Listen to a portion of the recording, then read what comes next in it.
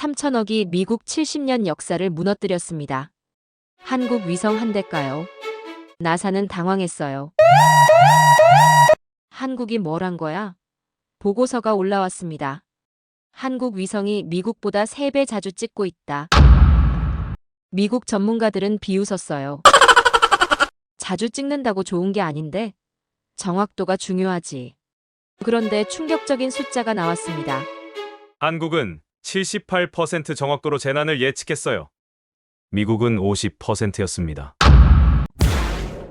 3개월 전에 산사태를 미리 막았어요. 118건을요. 나사 최고 전문가가 한국으로 날아갔습니다.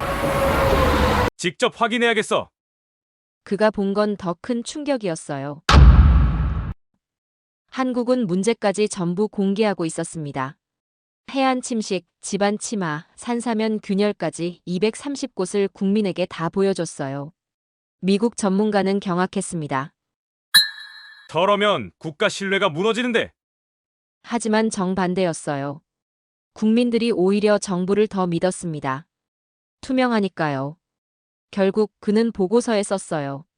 한국이 우주산업의 새 기준을 만들었다. 미국의 오만이 한국의 정직 앞에서 박살났습니다. 대체 어떻게 된 일일까요? 이야기 시작 전 구독과 좋아요로 응원 부탁드려요. 감사한 마음으로 더 좋은 사연 전해드리겠습니다. 저는 나사 아리아나 우주센터에서 15년간 위성 영상 분석을 담당했던 제임스 웨버입니다. 2023년 5월 25일 오후 3시, 저는 처음으로 아리랑호가 보내온 한반도 영상을 받았습니다. 그냥 일상적인 업무였죠. 새로운 위성이 쏘아올린 첫 영상을 확인하고 해상도를 체크하는 것, 15년간 수백 번 해온 일이었습니다. 모니터에 영상이 뜨는 순간 저는 커피를 마시다 멈췄어요. 뭔가 이상했습니다. 해상도 문제는 아니었어요. 화질은 완벽했습니다. 그런데 제가 아는 한국이 아니었습니다. 저는 지난 10년간 한반도 위성 영상을 최소 500장 이상 봤어요. 미국 정찰 위성, 유럽 우주국 센티넬, 일본 다이치까지 모든 위성의 한국 영상을 분석했습니다. 산맥의 능선, 강의 흐름, 해안선의 굴곡까지 거의 외울 정도였죠. 그런데 아리랑호가 보내온 영상은 달랐습니다. 같은 땅인데 다른 나라처럼 보였어요. 저는 옆자리 동료 마크를 불렀습니다. 마크, 이거 좀 봐. 뭔가 이상해. 마크도 고개를 갸우뚱했어요. 각도 문제 아니야? 아니, 각도는 똑같아. 30도 경사각이야. 그럼 계절? 여름이잖아. 다른 위성들이랑 똑같은 시기야. 우리는 2시간 동안 영상을 비교했습니다. 기존 미국 위성 영상과 아리랑호 영상을 나란히 놓고 픽셀 단위로 대조했어요. 해상도는 비슷했습니다. 오히려 아리랑호가 약간 낮았어요. 그런데 이상하게도 아리랑호 영상이 더 많이 보여줬습니다. 미국 위성은 산과 강과 도시를 찍었어요. 하지만 아리랑호는 그 사이사이를 찍었습니다. 산과 산 사이의 계곡, 강과 강 사이의 습지, 도시와 도시 사이의 농지까지 전부 담겨 있었어요. 마크가 중얼거렸습니다. 이 위성은 빈틈을 찍고 있어. 우리는 큰 것만 봤는데 얘는 작은 것까지 보고 있어. 그날 저녁 저는 상사에게 보고서를 올렸습니다. 아리랑호 영상의 특이점에 대한 1차 분석이었어요. 제 결론은 간단했습니다. 이 위성은 국토를 기록하는 방식이 다릅니다. 기존 위성들은 지형을 찍었지만 아리랑호는 변화를 찍고 있습니다. 상사는 고개를 끄덕였어요. 한국이 자기 땅을 제대로 보려고 만든 거겠지. 우리 위성은 전 세계를 찍으니까 디테일이 떨어질 수밖에 없어. 하지만 저는 그게 아니라는 걸 알고 있었습니다. 이건 단순히 해상도나 각도의 문제가 아니었어요. 보려는 목적 자체가 달랐습니다. 다음 날 저는 아리랑호의 촬영 패턴을 분석했습니다. 위성이 같은 지역을 며칠 간격으로 반복해서 찍고 있다는 걸 발견했어요. 보통 위성은 한 지역을 한 달에 한두 번 찍습니다. 그런데 아리랑호는 사흘에 한 번씩 같은 곳을 찍었어요. 더 놀라운 건 각도였습니다. 완전히 똑같은 각도로 찍고 있었어요. 보통은 위성 궤도상 약간씩 각도가 달라지는데 아리랑호는 의도적으로 같은 각도를 유지했습니다. 이건 비교를 위한 촬영이었어요. 변화를 감지하기 위해 일부러 조건을 똑같이 만든 겁니다. 저는 그제야 깨달았습니다. 한국은 자기 땅을 찍으려고 위성을 쏜 게 아니었어요. 자기 땅이 어떻게 변하는지 보려고 쏜 겁니다. 지도를 만드는 게 아니라 기록을 남기려는 거였죠. 미국 위성은 세계 지도를 그렸습니다. 유럽 위성은 환경을 감시했어요. 일본 위성은 재난을 대비했습니다. 하지만 아리랑호는 시간을 찍고 있었어요. 같은 땅이 어제와 오늘과 내일 어떻게 달라지는지를 기록하고 있었습니다. 저는 충격을 받았습니다. 15년간 위성 영상을 봤지만 이런 방식은 처음이었어요. 우리는 늘 공간을 찍었습니다. 어디에 뭐가 있는지, 얼마나 큰지, 어떤 모양인지만 확인했어요. 하지만 한국은 시간을 찍고 있었습니다. 어제와 오늘이 얼마나 다른지, 한 달 전과 지금이 어떻게 변했는지를 보고 있었어요. 이건 완전히 다른 철학이었습니다. 저는 동료들에게 말했어요. 우리가 한국을 잘못 봤어. 우리는 땅 위에서만 나라를 봤어. 하지만 한국은 하늘에서 시간으로 자기 나라를 보고 있어. 그날 밤 저는 지난 10년간 제가 분석했던 한국 위성 영상을 전부 다시 꺼냈습니다.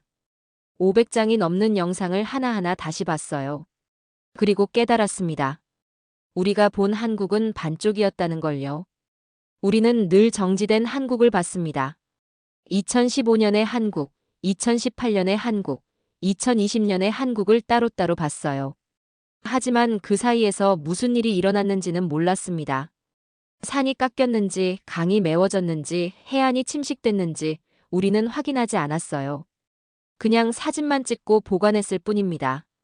하지만 아리랑호는 달랐습니다. 이 위성은 변화를 쫓고 있었어요. 똑같은 자리를 반복해서 찍으면서 무엇이 달라졌는지 확인하고 있었습니다. 저는 그때 알았어요. 한국이 이 위성을 쏜 이유를요. 한국은 자기 땅을 알고 싶었던 겁니다. 지도가 아니라 진짜 땅을요. 움직이고 변하고 때로는 무너지는 살아있는 땅을 보고 싶었던 거예요. 그리고 그 순간 저는 확신했습니다. 우리가 지금까지 본 한국은 가짜였다고요. 아리랑호가 쏘아 올려진 지 40일이 지난 2023년 7월 5일, 저는 한국항공우주연구원으로부터 이메일을 받았습니다. 공동 분석 요청이었어요. 한국 측에서 미국 전문가의 의견을 듣고 싶다며 저를 지목했습니다. 솔직히 저는 놀랐어요. 보통 새 위성을 쏘면 자국 내에서만 분석하고 결과를 발표합니다. 외국 전문가를 초기 단계에 부르는 경우는 거의 없었거든요. 하지만 한국은 달랐습니다. 발사 2달도 안 돼서 외부 검증을 요청했어요. 저는 이틀 뒤 대전 본부로 날아갔습니다. 회의실에 들어서자 벽면 가득 스크린이 펼쳐져 있었어요. 같은 장소를 시간 순서대로 나열한 영상들이었습니다. 한국연구원 박민수 박사가 저를 맞았어요. 웨버 박사님, 이것 좀 봐주십시오.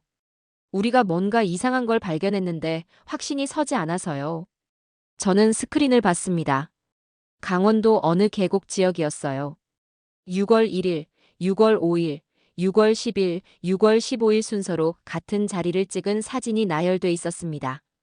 첫 번째 사진에서는 계곡 왼쪽 산사면에 나무들이 빽빽했어요. 두 번째 사진에서는 그 나무 중 일부가 기울어진 것처럼 보였습니다. 세 번째 사진에서는 확실히 각도가 틀어져 있었어요. 네 번째 사진에서는 나무 두 그루가 완전히 쓰러져 있었습니다. 박민수 박사가 말했습니다. 집안이 움직이고 있습니다. 6월 한 달 동안 이 사면이 점점 내려앉고 있어요. 저는 스크린에 더 가까이 다가갔습니다. 픽셀 단위로 확대해서 봤어요. 박 박사 말이 맞았습니다. 집안이 미세하게 이동하고 있었어요. 저는 물었습니다. 현장 확인은 했습니까? 박 박사가 고개를 끄덕였어요. 이틀 전에 다녀왔습니다. 표면상으로는 아무 문제 없어 보였어요. 나무도 멀쩡하고 토양도 단단했습니다. 하지만 위성은 다르게 보고 있었어요. 저는 그제야 깨달았습니다. 이 위성은 인간의 눈으로 볼 수 없는 변화를 보고 있다는 걸요. 사람이 현장에 가면 오늘의 상태만 봅니다. 어제가 어땠는지, 그제가 어땠는지는 기억에 의존할 수밖에 없어요. 하지만 위성은 달랐습니다. 어제 사진과 오늘 사진을 픽셀 단위로 비교할 수 있었어요. 저는 박 박사에게 말했습니다. 이건 시간차 분석입니다. 당신들은 국토를 사진으로 찍는 게 아니라 영화로 찍고 있어요. 박 박사가 빙그레 웃었습니다. 맞습니다. 우리는 한국 땅 전체를 슬로우 모션으로 촬영하고 있어요. 저는 등골이 서늘해졌습니다. 이건 완전히 새로운 개념이었어요. 미국도 유럽도 일본도 이렇게 하지 않았습니다. 우리는 늘 스냅샷을 찍었어요. 특정 시점의 지구 모습을 기록했습니다. 하지만 한국은 연속 촬영을 하고 있었어요. 박 박사는 다른 사례를 보여줬습니다. 충청남도 해안 지역이었어요. 5월부터 7월까지 석 달간 같은 해안선을 찍은 영상이었습니다. 저는 숨이 막혔어요. 해안선이 움직이고 있었습니다. 5월에는 모래사장 폭이 30m였는데 7월에는 25m로 줄어들어 있었어요. 겨우 5m지만 이건 엄청난 변화였습니다. 1년이면 20m가 사라진다는 뜻이었거든요. 박 박사가 말했습니다. 우리는 이런 지점을 전국에서 370곳 찾았어요. 해안 침식이 진행 중인 곳들입니다. 저는 질문했습니다. 이전에는 몰랐던 겁니까? 박 박사가 고개를 저었어요. 알긴 알았죠. 하지만 정확히 몰랐어요. 1년에 한두 번 현장 조사하는 게 전부였으니까요. 그때그때 재는 거라 정확한 속도를 몰랐습니다. 하지만 이제는 압니다. 3일에 한 번씩 찍으니까 정확한 침식 속도를 계산할 수 있어요. 저는 전율이 잃었습니다. 이건 단순히 관측이 아니었어요. 예측이었습니다. 속도를 알면 미래를 계산할 수 있었어요. 6개월 후, 1년 후 이 해안이 어떻게 될지 미리 알 수 있었습니다. 저는 회의실을 나오면서 박 박사에게 물었습니다. 왜 이렇게 자주 찍습니까? 다른 나라는 한 달에 한 번만 찍어도 충분하다고 생각하는데요. 박 박사가 창밖을 보며 대답했어요. 우리나라는 작습니다. 남한 땅이 10만 제곱킬로미터밖에 안 돼요. 미국의 100분의 1도 안 됩니다. 그래서 우리는 넓이 대신 시간을 선택했어요. 공간이 좁으면 시간을 촘촘하게 보는 거죠. 저는 그 말에 할 말을 잃었습니다. 한국은 약점을 장점으로 바꾼 겁니다. 그날 저녁 저는 호텔방에서 하루 종일 본 영상들을 정리했습니다. 산사면이 움직이는 영상, 해안선이 후퇴하는 영상, 강바닥이 높아지는 영상까지 전부 한국 땅이 변하고 있다는 증거였어요. 저는 노트북에 메모를 남겼습니다. 한국은 국토를 정지된 대상으로 보지 않는다. 살아서 움직이는 유기체로 본다. 그래서 심장 박동을 재듯이 땅의 변화를 잰다. 이건 완전히 다른 철학이다. 미국은 지도를 만들지만 한국은 진단서를 만든다. 저는 침대에 누워 천장을 바라봤습니다. 한 가지 의문이 들었어요. 대체 왜 한국은 이렇게까지 하는 걸까? 왜 3일마다 자기 땅을 찍어야 할까? 답은 다음 날 알게 됐습니다. 박 박사가 저를 데이터 센터로 데려갔거든요. 그곳에서 저는 한국이 감추고 있던 진짜 이유를 보게 됐습니다. 그리고 그 순간 저는 깨달았어요. 한국은 단순히 관측하는 게 아니라 대비하고 있다는 걸요. 무언가 큰일이 일어나기 전에 미리 알아내려고 이렇게 촘촘하게 보고 있었던 겁니다. 2023년 7월 6일 오전 9시 박민수 박사는 저를 지하 3층 보안 데이터 센터로 데려갔습니다. 출입할 때 3번의 보안 검색을 거쳤어요. 지문 인식, 홍채 스캔, 보안 서약서 서명까지 했습니다. 저는 긴장했어요. 뭔가 중요한 걸 보여주려는 게 분명했습니다. 문이 열리자 벽면 전체가 스크린으로 뒤덮인 방이 나타났어요. 15명 정도의 연구원들이 조용히 모니터를 들여다보고 있었습니다. 박 박사가 작은 목소리로 말했습니다. 웨버 박사님, 여기서 보시는 건 외부에 공개되지 않은 영상들입니다. 아직 분석 중이고 확정되지 않은 데이터라서 조심스럽게 다루고 있어요. 저는 고개를 끄덕였습니다. 스크린에는 전국 각지의 영상이 떠 있었어요. 그런데 뭔가 이상했습니다. 앞서 회의실에서 본 영상들과는 분위기가 달랐어요. 더 어둡고 더 불안정해 보였습니다. 한 연구원이 경상북도 어느 산간 지역 영상을 확대했어요. 6월 첫째 주부터 7월 첫째 주까지 5주간의 연속 촬영이었습니다. 첫 주에는 산 중턱에 작은 균열이 보였어요. 둘째 주에는 균열이 조금 더 벌어졌습니다. 셋째 주에는 균열 주변 나무 몇 그루가 기울었어요. 넷째 주에는 균열에서 흙이 흘러내린 흔적이 보였습니다. 다섯째 주 영상을 보는 순간 저는 숨을 멈췄어요. 산사면 일부가 완전히 내려앉아 있었습니다. 박 박사가 설명했습니다. 우리는 이걸 사전 징후라고 부릅니다. 산사태가 일어나기 전 5주 동안 땅이 경고 신호를 보낸 거예요. 저는 물었습니다. 현장에 경고는 했습니까? 박 박사가 고개를 끄덕였어요. 셋째 주에 지자체에 통보했습니다. 넷째 주에 주민 대피 권고를 냈어요. 다행히 다섯째 주 산사태 때 인명피해는 없었습니다. 저는 등에 소름이 돋았습니다. 위성이 재난을 예측한 겁니다. 다른 연구원이 강원도 하천 영상을 띄웠어요. 5월부터 7월까지 석 달간 같은 하천을 찍은 영상이었습니다. 저는 패턴을 발견했어요. 강 왼쪽 둑이 조금씩 침식되고 있었습니다. 5월에는 둑폭이 8m였는데 7월에는 6m로 줄어들어 있었어요. 한 달에 70cm씩 깎여나가고 있었습니다. 연구원이 말했습니다. 이 속도면 9월쯤 둑이 무너질 겁니다. 우리는 8월 초에 보강 공사를 시작하라고 통보했어요. 저는 스크린 앞에 서서 하나하나 영상을 봤습니다. 해안 침식, 집안 침하, 산사면 균열, 하천 범람 위험 지역까지 총 230곳이 표시돼 있었어요. 모두 아직 사고가 일어나지 않은 곳들이었습니다. 하지만 위성은 이미 알고 있었어요. 어디서 무슨 일이 일어날지 미리 보고 있었습니다. 저는 박 박사에게 물었습니다. 왜 이걸 공개하지 않습니까? 박 박사가 한숨을 쉬었어요. 불안을 키울 수 있어서요. 아직 일어나지 않은 일을 먼저 발표하면 사람들이 혼란스러워합니다. 확실해질 때까지 조용히 대응하는 게 낫다고 판단했어요. 저는 이해했습니다. 한국은 공포를 주려는 게 아니라 준비하려는 거였어요. 미리 알고 미리 막으려는 겁니다. 박 박사가 다른 영상을 보여줬어요.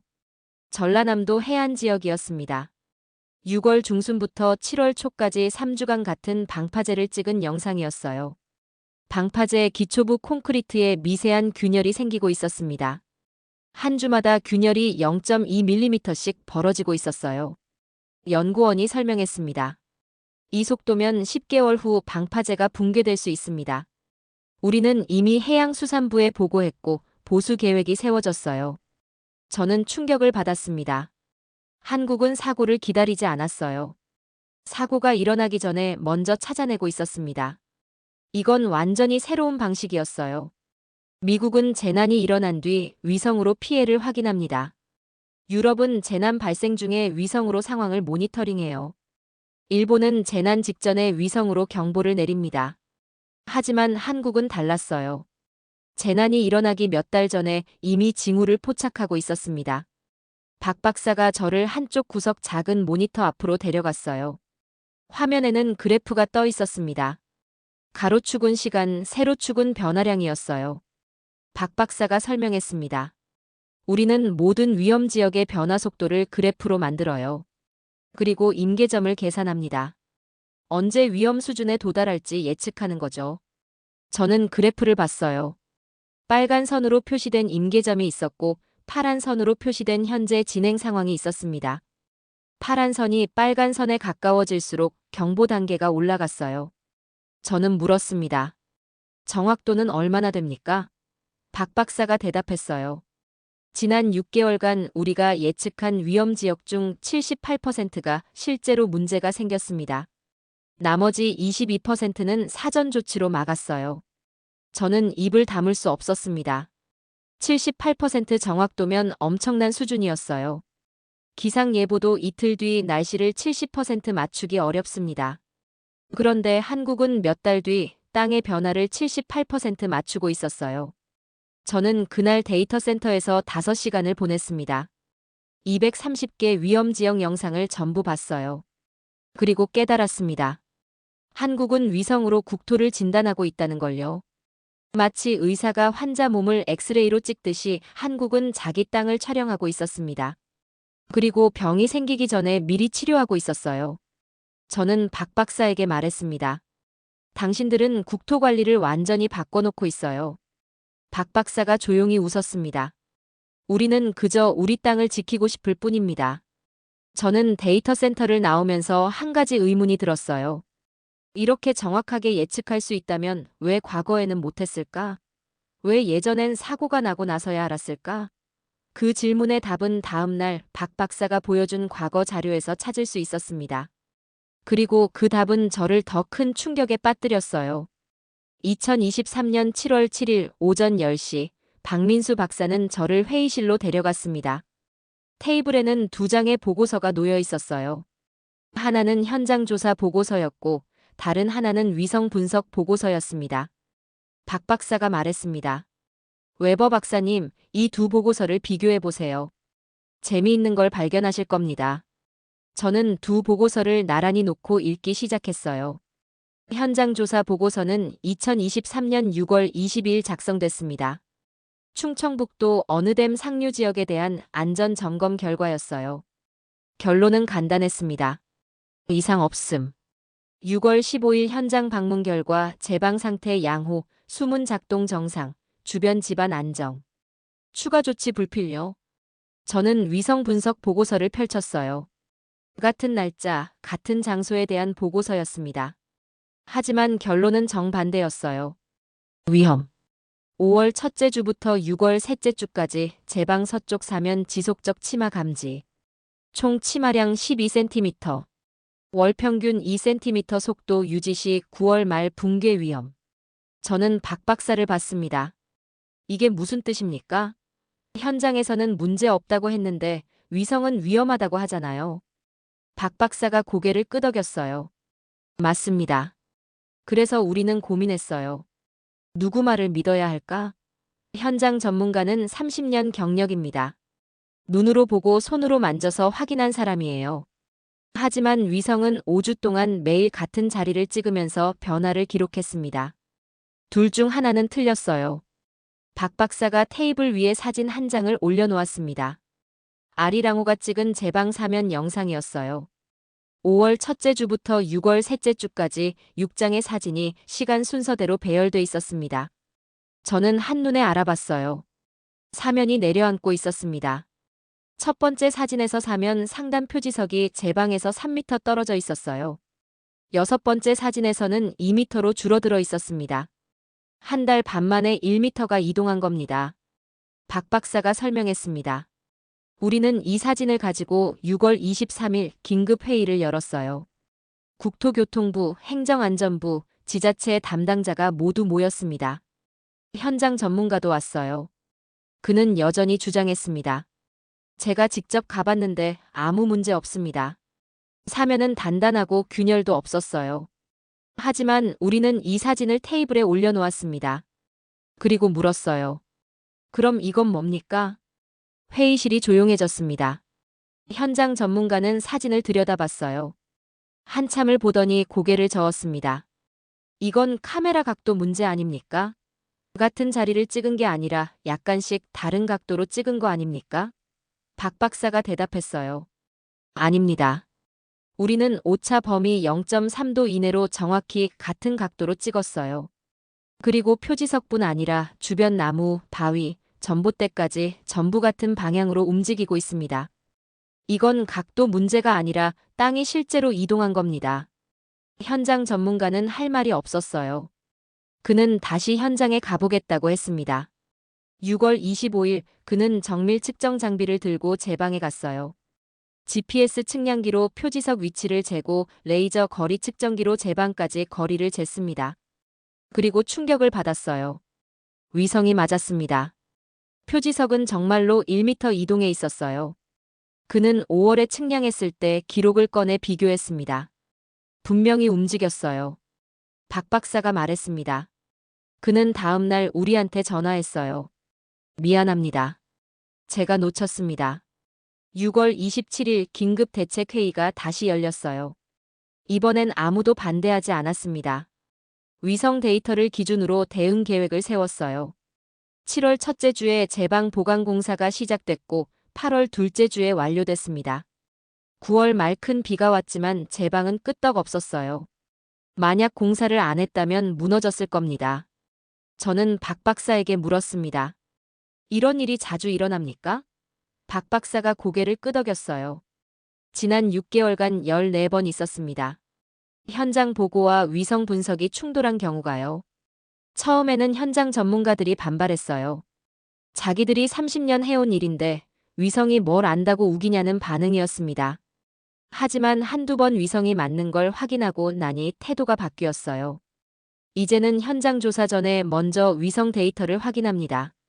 저는 놀랐습니다. 한국은 의사결정 구조를 바꾼 겁니다. 과거에는 사람 눈이 최종 판단 기준이었어요. 현장에 가서 보고 만져서 확인하면 끝이었습니다. 하지만 이제는 위성 데이터가 우선이었어요. 사람 눈으로 못 보는 걸 위성이 보고 있었고 한국은 그걸 믿기로 선택했습니다. 저는 박 박사에게 말했습니다. 이건 엄청난 변화예요. 신뢰의 축이 완전히 바뀐 겁니다. 박 박사가 창밖을 보며 대답했어요. 우리도 처음엔 두려웠습니다. 만약 위성이 틀리면 어떡하나 걱정했어요. 쓸데없는 공사에 예산을 낭비하는 거 아닌가 싶었습니다. 하지만 결과가 증명해줬어요. 14번 중 13번이 위성이 맞았습니다. 나머지 한 번은 현장과 위성 모두 맞았는데 우리가 해석을 잘못한 경우였어요. 저는 고개를 끄덕였습니다. 78%가 아니라 93% 정확도였던 겁니다. 저는 그날 저녁 호텔로 돌아와 노트에 적었습니다. 한국은 사진 한 장으로 판단을 뒤집는 나라다. 수십 년 경력 전문가의 의견보다 데이터를 믿는다. 이건 용기가 필요한 선택이다. 잘못하면 전문가들이 반발하고 시스템이 무너질 수 있다. 하지만 한국은 그 위험을 감수했다. 그리고 성공했다. 저는 펜을 내려놓고 생각했어요. 미국도 이렇게 할 수 있을까? 현장 전문가와 위성 데이터가 충돌하면 우리는 누구 편을 들까? 솔직히 자신이 없었습니다. 2023년 7월 8일 오후 2시 박민수 박사는 저를 공개 자료실로 데려갔습니다. 일반인도 접근 가능한 공간이었어요. 벽면에는 대형 터치스크린이 설치돼 있었고 누구나 아리랑호 영상을 검색할 수 있었습니다. 박 박사가 말했습니다. 웨버 박사님, 여기서 원하는 지역을 검색해 보세요. 저는 무작위로 경상남도 어느 해안 도시를 입력했어요. 화면에 5월부터 7월까지 석 달치 영상이 떴습니다. 저는 놀랐습니다. 영상이 전부 공개돼 있었어요. 그것도 가공되지 않은 원본 그대로였습니다. 줌인하면 건물 하나하나까지 보였어요. 저는 박 박사에게 물었습니다. 이거 보안은 괜찮습니까? 너무 자세하게 공개하는 거 아닙니까? 박 박사가 웃었어요. 우리는 숨길 게 없습니다. 국민 세금으로 쏜 위성인데 국민이 볼 권리가 있죠. 저는 미국 위성을 떠올렸습니다. 우리는 대부분 영상을 비공개로 분류해요. 군사 기밀이라는 이유였습니다. 저는 다른 지역을 검색했습니다. 강원도 산불 피해 지역이었어요. 6월 중순 대형 산불이 있었던 곳입니다. 화면에 산불 전후 영상이 나란히 떴어요. 산불 전에는 울창한 숲이었는데 산불 후에는 까맣게 타버린 민둥산이었습니다. 피해 면적까지 정확히 표시돼 있었어요. 1200헥타르. 저는 박 박사를 봤습니다. 이런 것까지 공개합니까? 박 박사가 고개를 끄덕였어요. 당연하죠. 숨긴다고 없어지는 게 아니잖아요. 오히려 공개해서 복구 과정을 투명하게 보여주는 게 낫습니다. 저는 화면을 스크롤했습니다. 7월 첫째 주 영상에는 복구 작업이 시작된 모습이 보였어요. 7월 둘째 주에는 임시 도로가 깔렸습니다. 7월 셋째 주에는 묘목 심기가 진행되고 있었어요. 박 박사가 설명했습니다. 우리는 피해 지역을 매주 촬영해서 복구 진행 상황을 공개합니다. 국민들이 세금이 어떻게 쓰이는지 직접 확인할 수 있어요. 저는 감탄했습니다. 이건 단순한 공개가 아니라 책임이었어요. 저는 또 다른 지역을 검색했습니다. 전라북도 해안 침식 지역이었어요. 5월부터 7월까지 해안선이 점점 후퇴하는 모습이 고스란히 기록돼 있었습니다. 심지어 침식 속도까지 그래프로 표시돼 있었어요. 월 평균 3m 후퇴. 저는 박 박사에게 물었습니다. 이런 부정적인 자료까지 공개하는 이유가 뭡니까? 박 박사가 진지하게 대답했어요. 문제를 숨기면 해결할 수 없습니다. 국민이 알아야 정부도 움직이고 예산도 배정되고 대책도 나와요. 저는 이해했습니다. 한국은 투명성을 선택한 겁니다. 좋은 것만 보여주는 게 아니라 나쁜 것도 함께 보여주고 있었어요. 그리고 더 중요한 건 그 다음이었습니다. 문제를 공개한 뒤 어떻게 고쳐가는지까지 보여주고 있었어요. 저는 해안 침식 지역 후속 조치를 확인했습니다. 7월 둘째 주에 전문가 조사단이 파견됐고 7월 셋째 주에 대책회의가 열렸습니다. 8월 첫째 주에는 침식 방지 공사가 시작될 예정이었어요. 박 박사가 다른 사례를 보여줬습니다. 충청남도 지반 침하 지역이었어요. 6월 초부터 지반이 조금씩 내려앉고 있었습니다. 한 달 반 동안 총 7cm 침하됐어요. 이것도 전부 공개돼 있었습니다. 심지어 주민 설명회 자료까지 올라와 있었어요. 저는 박 박사에게 말했습니다. 주민들이 불안해하지 않습니까? 박 박사가 고개를 저었어요. 처음엔 그랬습니다. 하지만 우리가 매주 업데이트하고 대응 과정을 투명하게 보여주니까 오히려 안심하더라고요. 모르는 게 더 무서운 거죠. 저는 공개 자료실을 둘러봤습니다. 수십 명의 사람들이 터치스크린 앞에서 자기 동네를 검색하고 있었어요. 한 할아버지는 고향 마을 영상을 보며 감탄하고 있었습니다.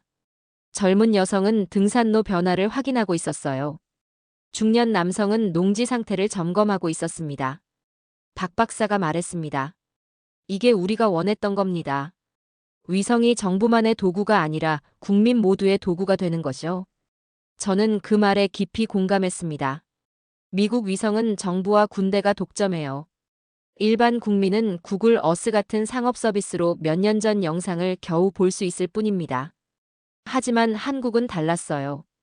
발사 2달 만에 실시간 영상을 전면 공개했습니다. 누구나 자기 동네가 어떻게 변하는지 직접 확인할 수 있었어요. 이건 완전히 다른 철학이었습니다. 저는 박 박사에게 물었습니다. 공개하면 위험하지 않습니까? 적대 국가가 이 정보를 악용할 수도 있잖아요. 박 박사가 잠시 생각하더니 대답했어요. 우리도 그 고민을 했습니다. 하지만 결론은 간단했어요. 투명성이 주는 이익이 보안 위험보다 크다고 판단했습니다. 국민이 정부를 신뢰하고 정부가 국민에게 책임지는 시스템이 더 중요하다고 봤어요. 저는 고개를 끄덕였습니다. 쉽지 않은 결정이었을 겁니다. 박 박사가 마지막 사례를 보여줬습니다. 경기도 어느 공단 지역이었어요. 5월부터 7월까지 불법 폐기물 투기가 증가하는 모습이 포착됐습니다. 한 달에 2~3곳씩 새로운 불법 투기 지점이 생겼어요. 이것도 전부 공개돼 있었습니다. 위치, 규모, 발견 일자까지 상세히 나와 있었어요. 저는 놀랐습니다. 이런 불법 행위까지 공개합니까? 박 박사가 단호하게 대답했어요. 당연합니다. 불법인데 왜 숨깁니까? 공개해야 단속도 되고 재발도 막죠. 저는 공개 자료실을 나오면서 깨달았습니다. 한국은 문제를 감추지 않는 나라였어요. 산불 피해, 해안 침식, 집안 침하, 불법 투기까지 모든 문제를 있는 그대로 보여줬습니다. 하지만 거기서 끝이 아니었어요. 문제를 공개한 뒤 어떻게 해결하는지까지 계속 보여줬습니다. 이건 자신감이었어요.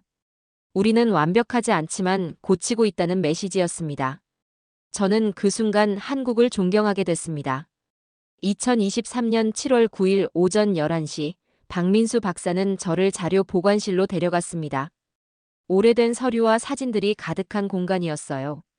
박 박사가 낡은 파일 하나를 꺼냈습니다. 2014년 산사태 사고 기록이었어요. 경상남도 어느 마을에서 일어난 참사였습니다. 17명이 목숨을 잃었어요. 저는 파일을 펼쳤습니다. 사고조사 보고서가 들어있었어요. 보고서에는 충격적인 내용이 적혀 있었습니다. 사고 3개월 전부터 주민들이 산사면에서 이상한 소리를 들었다고 신고했어요. 2달 전에는 작은 돌이 굴러떨어졌습니다. 한 달 전에는 나무 2그루가 쓰러졌어요. 하지만 아무도 심각하게 받아들이지 않았습니다. 현장 점검도 한 번뿐이었어요. 6월 15일 담당자가 와서 눈으로 훑어보고 갔습니다. 보고서에는 이상 없음이라고 적혀 있었어요. 그리고 7월 23일 새벽 3시 산사면 전체가 무너졌습니다. 3만 5천 톤의 흙과 바위가 마을을 덮쳤어요. 17명이 잠든 채로 매몰됐습니다. 구조 작업은 사흘간 계속됐지만 전원 사망이었어요. 박 박사가 조용히 말했습니다. 만약 그때 아리랑호가 있었다면 어땠을까요? 3개월 전부터 사면 변화를 포착했을 겁니다. 주민 대피 명령이 내려졌을 거예요. 17명은 살았을 겁니다. 저는 가슴이 먹먹해졌습니다. 박 박사가 다른 파일을 꺼냈어요. 2016년 해안 침식 사고였습니다. 전라남도 어느 해수욕장에서 일어난 일이었어요. 여름 성수기에 갑자기 모래사장 일부가 무너졌습니다. 6명이 바다에 빠졌고 2명이 익사했어요. 사고 조사 결과는 충격적이었습니다. 해안 침식은 5년 전부터 진행됐어요. 매년 4m씩 해안선이 후퇴하고 있었습니다. 하지만 아무도 몰랐어요. 연 1회 유관 점검만 했을 뿐이었습니다. 정확한 측량은 3년에 한 번뿐이었어요. 그나마도 예산 부족으로 제대로 안 됐습니다. 결국 침식이 임계점을 넘어서야 사고로 드러났어요. 박 박사가 말했습니다. 만약 아리랑호가 있었다면 5년 전부터 침식을 추적했을 겁니다. 위험 수준에 도달하기 전에 보강했을 거예요. 2사람은 살았을 겁니다. 저는 파일을 더 넘겼습니다. 2018년 댐 균열 사고, 2020년 교량 침하 사고, 2021년 집안 함몰 사고까지 10년간 일어난 주요 사고 기록이 전부 있었어요. 공통점이 있었습니다. 모두 사전 징후가 있었다는 겁니다. 몇 달 전부터, 때로는 몇 년 전부터 땅이 신호를 보냈어요. 하지만 아무도 알아채지 못했습니다. 발견했을 땐 이미 늦었어요. 박 박사가 통계 자료를 보여줬습니다. 2010년부터 2022년까지 12년간 발생한 국토 관련 사고는 총 234건이었어요. 사망자는 317명, 부상자는 1240명이었습니다. 재산 피해는 1조 5천억 원에 달했어요. 박 박사가 말했습니다. 이 중 70%는 예방 가능한 사고였습니다. 사전에 변화를 감지했다면 막을 수 있었어요. 하지만 우리는 볼 수 없었습니다. 위성이 없었거든요. 저는 숫자를 다시 봤습니다. 70%면 164건, 사망자 222명, 부상자 868명이었어요. 재산 피해는 1조 500억 원이었습니다. 모두 막을 수 있었던 피해였어요. 저는 박 박사에게 물었습니다. 외국 위성은 쓸 수 없었습니까? 박 박사가 고개를 저었어요. 외국 위성은 우리가 원할 때 찍어주지 않습니다. 계약에 따라 한 달에 한두 번 정도만 촬영해줘요. 그것도 날씨 좋을 때만입니다. 긴급 상황에는 쓸모가 없었어요. 박 박사가 계속 설명했습니다. 게다가 비용도 문제였어요. 외국 위성 영상 한 장에 100만 원에서 300만 원 정도 했습니다. 전국을 매주 찍으려면 연간 수백억 원이 들어요. 차라리 자체 위성을 쏘는 게 나았습니다. 10년 쓴다고 치면 훨씬 저렴하거든요. 저는 고개를 끄덕였습니다. 결국 한국은 선택의 여지가 없었던 겁니다. 직접 쏘든지 아니면 계속 당하든지 둘 중 하나였어요. 박 박사가 최근 자료를 꺼냈습니다. 2023년 상반기 국토안전 통계였어요.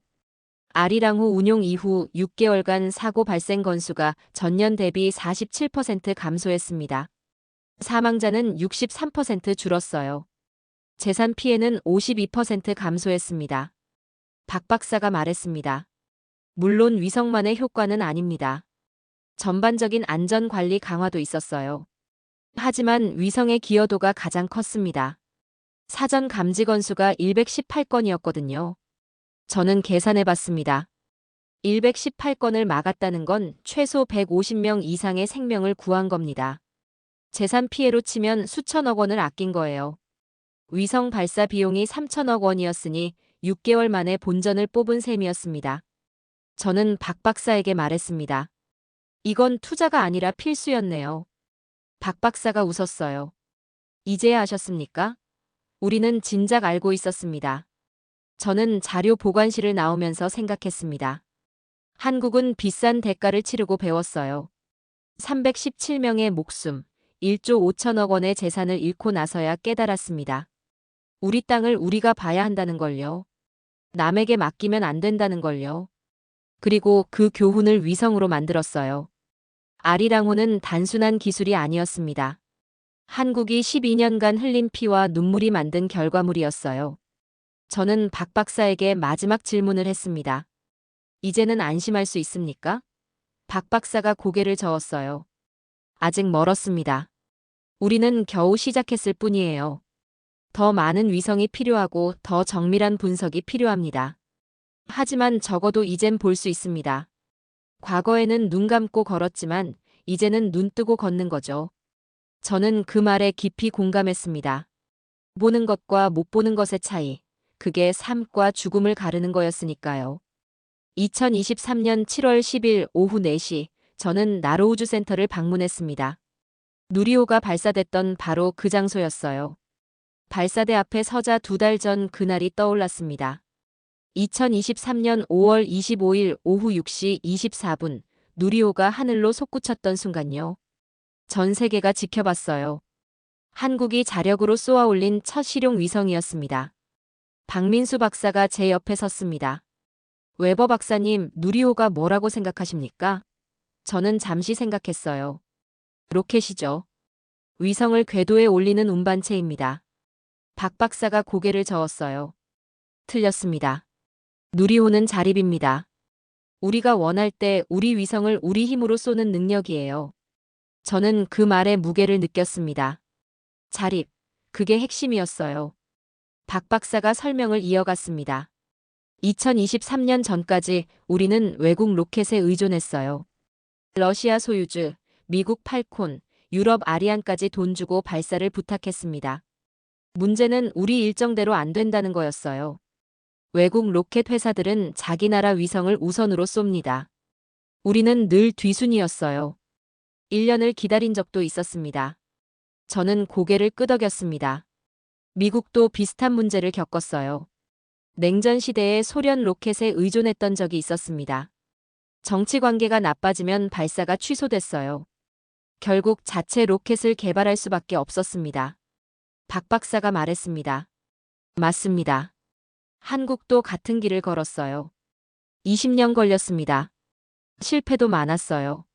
하지만 결국 성공했습니다. 박 박사가 발사대를 가리켰습니다. 누리호는 단순한 로켓이 아니에요. 이건 한국이 우주 독립을 선언한 순간입니다. 이제 우리는 아무한테 허락받을 필요 없어요. 위성 만들고 싶으면 만들고 쏘고 싶으면 쏩니다. 일정도 우리가 정하고 궤도도 우리가 선택해요. 완전한 자율권을 가진 겁니다. 저는 그 말이 부러웠습니다. 미국은 이미 그 단계를 지났지만 한국이 거기까지 온 게 대단했어요. 박 박사가 계속 말했습니다.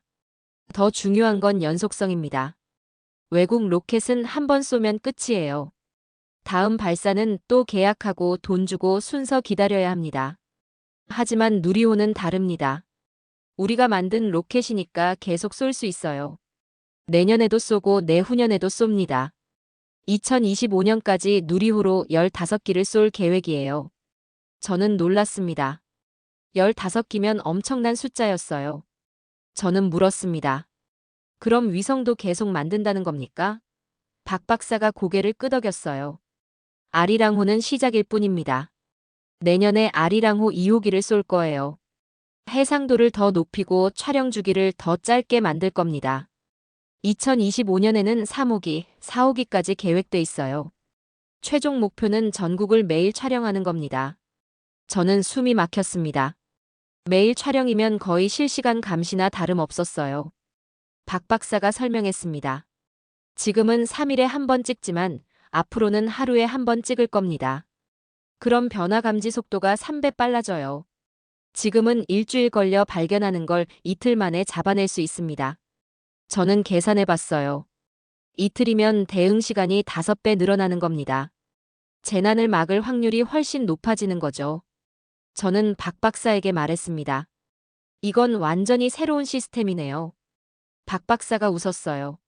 맞습니다. 우리는 쏘고 보고 판단하는 완전 자립 체계를 만들고 있어요. 위성을 직접 만들고 누리호로 직접 쏘고 우리 땅을 직접 봅니다.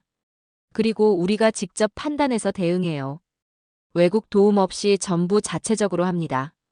저는 그제야 깨달았어요. 한국이 만든 건 단순한 로켓이나 위성이 아니었습니다. 완전한 독립 시스템이었어요. 박 박사가 덧붙였습니다. 2023년 전까지 한국은 외국 눈으로 자기 나라를 봤어요. 미국 위성이 찍어준 사진, 유럽 위성이 보내준 자료로 우리 땅을 확인했습니다. 남의 시선으로 우리를 본 거죠. 하지만 이제는 다릅니다. 우리 눈으로 우리 땅을 봐요. 우리가 보고 싶은 걸 보고 우리가 알고 싶은 걸 압니다. 시선의 주권을 되찾은 겁니다. 저는 그 말에 전율했습니다. 시선의 주권, 정확한 표현이었어요. 누가 보느냐는 단순한 문제가 아니었습니다. 무엇을 보느냐, 언제 보느냐, 어떻게 보느냐까지 결정하는 권한이었어요. 외국 위성은 한국에 관심 없습니다. 계약된 일정대로 찍을 뿐이에요. 하지만 한국 위성은 달라요. 한국 땅만 집중적으로 봅니다. 필요한 곳을 필요한 때에 정확히 찍어요. 박 박사가 마지막으로 말했습니다. 웨버 박사님, 국가격이 뭐라고 생각하십니까? 저는 답했어요. 경제력, 군사력, 기술력이죠. 박 박사가 고개를 저었습니다. 그것도 맞지만 핵심은 자립입니다. 남한테 의존하지 않고 스스로 할 수 있는 능력이에요. 먹을 것, 입을 것, 쓸 것을 스스로 만들 수 있어야 하고 자기 나라를 스스로 지킬 수 있어야 합니다. 그리고 이제 한국은 자기 땅을 스스로 볼 수 있어요. 이게 진짜 독립입니다. 저는 발사대를 다시 봤습니다. 누리호가 서 있던 그 자리가 달리 보였어요. 단순한 발사대가 아니었습니다. 한국이 새로운 단계로 올라선 상징이었어요. 2023년 5월 25일은 로켓이 하늘로 오른 날이 아니었습니다. 한국이 진짜 독립국이 된 날이었어요. 누리호는 로켓이 아니라 시선을 열었습니다. 한국이 세상을 보는 새로운 눈을 얻은 거죠. 저는 박 박사에게 물었습니다. 앞으로 계획은 뭡니까? 박 박사가 하늘을 보며 대답했어요. 달입니다. 2025년에 달 탐사선을 쏠 계획이에요. 그것도 누리호로요. 저는 놀랐습니다. 달까지요? 박 박사가 웃었어요. 왜 안 됩니까? 우리 로켓으로 우리 위성을 지구 궤도에 올렸는데 달 못 갈 이유 없죠. 저는 할 말이 없었습니다. 한국은 이미 다음을 보고 있었어요. 2023년 7월 12일 오후 5시 저는 한국을 떠나기 전 마지막으로 박민수 박사를 만났습니다. 대전 연구원 옥상이었어요. 해가 서쪽으로 기울고 있었습니다. 박 박사가 커피 2잔을 들고 왔어요. 웨버 박사님, 일주일 어땠습니까? 저는 솔직하게 대답했습니다. 충격이었어요. 제가 아는 위성 운용 방식과 완전히 달랐습니다. 박 박사가 난간에 기대서며 물었습니다. 어떤 점이 가장 인상적이었습니까? 저는 잠시 생각했어요. 한마디로 정리하기 어려웠습니다. 모든 게 새로웠거든요. 하지만 굳이 하나를 고르자면 이거였어요. 한국은 완벽하지 않다는 걸 인정한다는 점입니다. 박 박사가 고개를 끄덕였어요. 맞습니다. 우리는 완벽하지 않아요. 저는 말을 이었습니다. 미국 위성은 성공만 보여줍니다. 좋은 사진, 멋진 데이터, 완벽한 분석만 공개해요. 문제가 있으면 숨깁니다. 실수는 인정 안 하죠. 하지만 한국은 달랐어요. 산사태 위험 지역, 해안 침식, 집안 치마까지 전부 공개합니다. 약점을 드러내는 게 두렵지 않아 보였어요. 박 박사가 웃었습니다. 두렵죠. 하지만 숨기는 게 더 두렵습니다. 박 박사가 설명했습니다. 우리는 작은 나라예요. 땅도 좁고 인구도 적습니다. 자원도 없어요. 그래서 우리가 가진 건 정직함밖에 없어요. 문제를 솔직히 인정하고 고치는 것. 그게 우리가 살아남는 방법입니다. 저는 그 말에 깊이 공감했습니다. 큰 나라는 실수를 감출 여유가 있어요. 하지만 작은 나라는 그럴 수 없습니다. 하나의 실수가 치명적이니까요. 저는 물었습니다. 그럼 아리랑호가 보여준 한국은 어떤 나라입니까? 박 박사가 하늘을 보며 대답했어요. 불완전하지만 정직한 나라입니다. 문제 많지만 포기 안 하는 나라예요.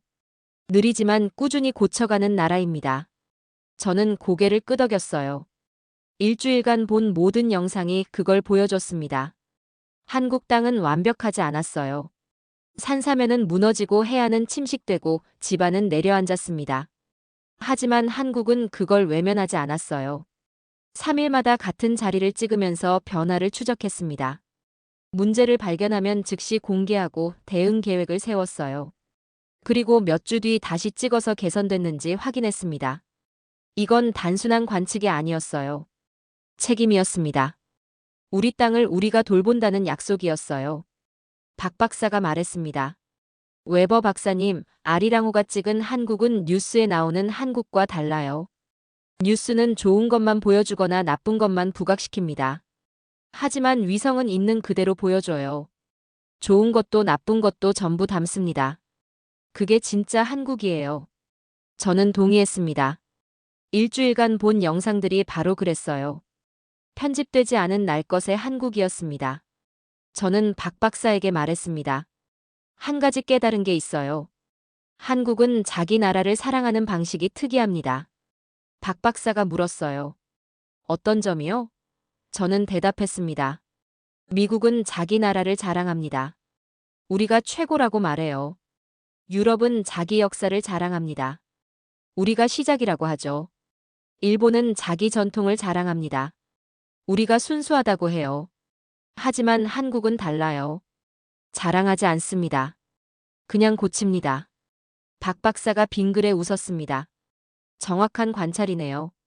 우리는 자랑할 게 별로 없어요. 역사는 짧고 전통은 많이 사라졌습니다. 자원도 없고 땅도 좁아요. 그래서 우리가 할 수 있는 건 열심히 사는 것밖에 없습니다. 문제 생기면 고치고 부족하면 채우고 모르면 배워요. 그게 한국식 애국심입니다. 저는 그 말에 감동받았어요. 소박하지만 진실한 태도였습니다. 저는 물었습니다. 누리호 발사 이후 한국 사람들이 달라졌습니까? 박 박사가 고개를 끄덕였어요. 많이 달라졌습니다. 예전에는 우리가 뭘 할 수 있을지 확신 못했어요. 늘 선진국 따라가기 바빴습니다. 하지만 이제는 달라요. 우리도 할 수 있다는 걸 확인했거든요. 위성 만들고 로켓 쏘고 우리 땅 직접 보는 것. 이게 얼마나 대단한 일인지 이제 압니다. 저는 고개를 끄덕였습니다. 자신감의 변화였어요. 과거 한국은 늘 누군가를 따라갔습니다. 미국처럼 되고 싶고 유럽처럼 살고 싶고 일본처럼 발전하고 싶었어요. 하지만 이제는 달라 보였습니다. 한국은 한국대로 가고 있었어요. 남의 방식을 따라 하는 게 아니라 한국식으로 문제를 풀고 있었습니다. 박 박사가 마지막으로 말했습니다. 웨버 박사님, 일주일간 감사했습니다. 박사님 덕분에 우리가 하는 일을 객관적으로 볼 수 있었어요. 저는 고개를 저었습니다. 감사는 제가 해야 합니다. 저야말로 많이 배웠어요. 위성을 보는 새로운 시각을 얻었습니다. 박 박사가 손을 내밀었어요. 저는 악수했습니다. 두 사람은 잠시 말없이 석양을 봤어요. 저는 그날 밤 호텔에서 최종 보고서를 썼습니다. 나사에 제출할 공식 문서였어요. 제목은 간단했습니다. 한국 아리랑호 위성 시스템 분석 보고서. 하지만 내용은 복잡했어요. 기술적 분석, 운용 방식, 데이터 활용까지 전부 담았습니다. 그리고 마지막 결론 부분에 이렇게 썼어요. 한국은 위성으로 자기 나라를 진단하는 새로운 방식을 개척했다. 이는 단순한 기술 발전이 아니라 국가 운영 철학의 변화다. 저는 문장을 다시 읽었습니다. 맞는 표현이었어요. 한국이 만든 건 위성이나 로켓이 아니었습니다. 새로운 방식이었어요. 문제를 숨기지 않고 드러내고 고쳐가는 시스템이었습니다. 저는 보고서를 저장하고 창밖을 봤어요. 대전 시내 불빛이 반짝이고 있었습니다. 저 불빛 아래 5천만 명이 살고 있어요. 그들은 이제 자기 나라를 제대로 보고 있었습니다. 다음 날 아침 저는 인천공항으로 향했습니다. 비행기에 오르기 전 마지막으로 한국 하늘을 봤어요. 구름 위 어딘가에 아리랑호가 떠 있을 겁니다. 지금도 한국 땅을 찍고 있겠죠. 변화를 기록하고 위험을 감지하고 미래를 예측하면서요. 저는 비행기에 앉아 창밖을 봤습니다. 한국이 점점 작아지고 있었어요. 하지만 제 마음속에서 한국은 커지고 있었습니다. 작지만 강한 나라, 불완전하지만 정직한 나라. 그게 제가 본 한국이었습니다. 미국으로 돌아온 뒤 저는 동료들에게 한국 이야기를 했습니다. 그들은 놀라워했어요. 3일마다 전국을 찍는다고요? 문제 지역을 전부 공개한다고요? 믿기지 않는다는 반응이었습니다. 하지만 저는 확신했어요. 한국은 진짜로 하고 있다고요. 그리고 성공하고 있다고요. 언젠가 세계가 한국 방식을 배우게 될 거라고 말했습니다. 2023년 9월, 저는 나사 국제우주협력회의에서 한국 사례를 발표했습니다. 참석자는 35개국 우주기관 대표들이었어요. 저는 일주일간 본 것들을 전부 보여줬습니다. 아리랑호의 촬영 방식, 데이터 공개 정책, 사전 재난 감지 시스템까지요. 회의장은 조용했어요. 모두가 집중해서 들었습니다. 발표가 끝나자 질문이 쏟아졌습니다. 프랑스 대표가 물었어요. 정말 3일마다 전국을 찍습니까? 저는 고개를 끄덕였습니다. 맞습니다. 날씨만 허락하면 이틀에 한 번도 가능해요. 독일 대표가 물었어요. 데이터를 전부 공개한다는 게 사실입니까? 저는 대답했습니다. 보안 관련 일부를 제외하고는 전부 공개합니다. 일본 대표는 아무 말도 하지 않았어요. 그저 화면만 뚫어지게 봤습니다. 회의 후 여러 나라 대표들이 저를 찾아왔습니다. 한국과 협력하고 싶다는 거였어요. 기술을 배우고 싶고 시스템을 벤치마킹하고 싶다고 했습니다. 저는 박민수 박사에게 연락했어요. 박 박사는 기뻐했습니다. 좋은 소식이네요. 우리가 배운 걸 나눌 수 있다면 기쁠 것 같습니다. 저는 그 겸손함에 또 한 번 감동받았어요. 2023년 12월, 저는 다시 한국을 방문했습니다. 이번엔 나사 공식 시찰단 일원이었어요. 12명의 전문가가 함께 왔습니다. 우리는 일주일간 한국 우주 시스템을 전부 둘러봤어요. 나로우주센터, 대전연구원, 데이터센터까지요. 미국 전문가들은 모두 놀라워했습니다. 한 동료가 제게 말했어요. 웨버, 당신 말이 맞았어요. 한국은 정말 다르게 하고 있어요. 우리는 귀국 후 나사 내부 보고서를 작성했습니다. 제목은 한국 우주개발 모델 연구였어요. 결론은 명확했습니다. 한국은 자원의 한계를 시스템 혁신으로 극복했다. 적은 예산으로 높은 효율을 달성하는 방법을 개발했으며 이는 다른 중소국가들에게 모델이 될 수 있다. 저는 그 문장을 쓰면서 뿌듯했어요. 한국이 인정받는 순간이었으니까요. 2024년 3월, 한국은 아리랑호 2호기를 발사했습니다. 누리호로요. 이번에도 완벽한 성공이었어요. 해상도는 1호기보다 2배 높았고 촬영 주기는 절반으로 줄었습니다. 이제 한국은 전국을 하루에 한 번 찍을 수 있게 됐어요. 저는 발사 생중계를 지켜봤습니다. 화면 속 한국 연구원들은 조용히 환호했어요. 자축하지 않았습니다. 그저 다음 단계를 준비할 뿐이었어요. 저는 그날 박민수 박사에게 이메일을 보냈습니다. 축하합니다. 2호기 성공을 기쁘게 생각합니다. 박 박사의 답장은 짧았어요. 감사합니다. 하지만 아직 갈 길이 멉니다. 우리는 계속 나아갈 것입니다.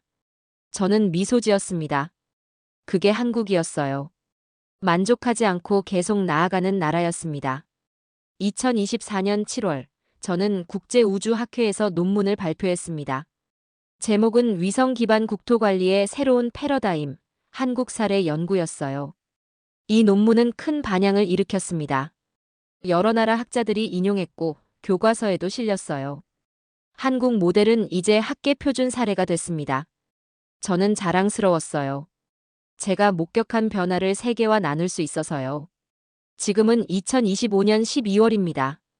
아리랑호 1호기 발사 이후 2년 반이 지났어요.